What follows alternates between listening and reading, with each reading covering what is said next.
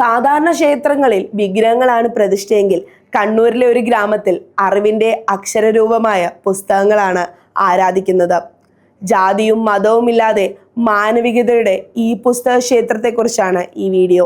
കണ്ണൂർ ജില്ലയിലെ മലയോര ഗ്രാമമായ പ്രാബോയിലെ കാക്കോട് കിഴക്കേക്കരയിലാണ് ഈ അപൂർവ ദേവാലയം സ്ഥിതി ചെയ്യുന്നത്. പേര് നവപുരം. ക്ഷേത്രമാണെങ്കിലും ഇവിടെ തന്ത്രിയോ പൂജാരിയോ ഇല്ല.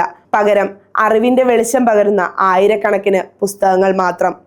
30 വർഷത്തിനു മുമ്പ് പ്രാബോയിലെ നാരായൺ എന്ന പുസ്തക സ്നേഹിയുടെ മനസ്സിലുദിച്ച ചിന്തയാണ് ഇന്ന് 2 ഏക്കറിൽ പടർന്നു പന്തലിച്ചു നിൽക്കുന്ന ഈ സാംസ്കാരിക കേന്ദ്രം. മുറ്റത്തെ 5000-ഓളം പുസ്തകങ്ങളുള്ള പടിപ്പുര കടന്നു ചെന്നാൽ കാണുന്നത് 30 അടി ഉയരമുള്ള ഭീമൻ പുസ്തകശിലയാണ്. ഇതിന്റെ ചുവട്ടിലാണ് പ്രധാന പ്രതിഷ്ഠ. ഇവിടെ ആർക്കും വരാം, പുസ്തകങ്ങൾ വെച്ച് വണങ്ങാം, പ്രാർത്ഥിക്കാം. വിജ്ഞാനമാണ് ദൈവം, വിശാല ചിന്തയും വിചിന്തനാബോധവുമാണ് മതം, വിനയമാർന്ന വിവേകമാണ് വഴി. ഈ 3 വാക്യങ്ങളാണ് നവപുരത്തിന്റെ അടിസ്ഥാന പ്രമാണം. പ്രകൃതിയെ നോവിക്കാതെ പണിത ഈ ദേവാലയത്തിൽ ബുദ്ധന്റെയും ചെറുശ്ശേരിയുടെയും പ്രതിമകൾ സ്ഥാപിച്ചിട്ടുണ്ട്. എഴുത്തുകാർക്ക് താമസിക്കാനും എഴുതാനുമുള്ള സൗകര്യം ഇവിടെ സൗജന്യമായി ഒരുക്കിയിരിക്കുന്നു.